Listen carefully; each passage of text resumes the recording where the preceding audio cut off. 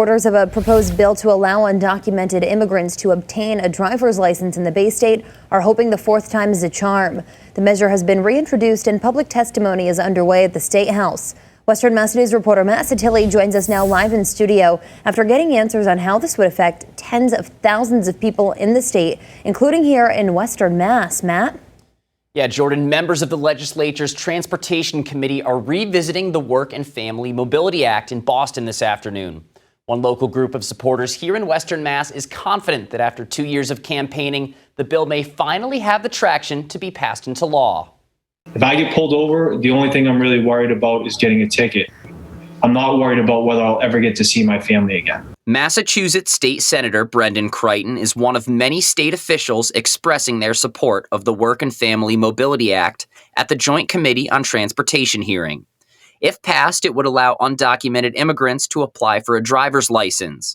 16 other states have passed similar bills, including Connecticut, Vermont, and New York. Boston Mayor Kim Janey cited the impact on hit and runs in these states. Connecticut and California have seen a notable reduction in hit and runs and a steep decline in the number of people found guilty of driving without a license. And State Senator Adam Gomez acknowledged the potential economic impact statewide. Newly licensed drivers are likely to generate an additional $5 million per year in additional tax revenues. Also in support, Andrea Schmid, the co-director and organizer of the Pioneer Valley Workers Center, one of the organizations testifying at Wednesday's public hearing.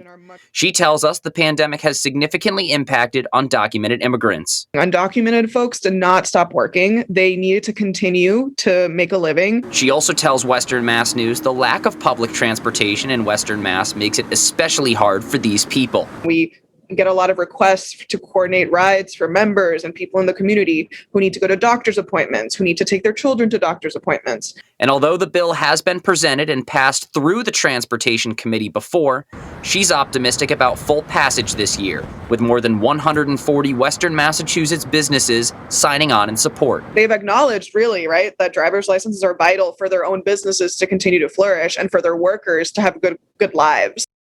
If the bill passes through the Transportation Committee, it would move to the House and Senate.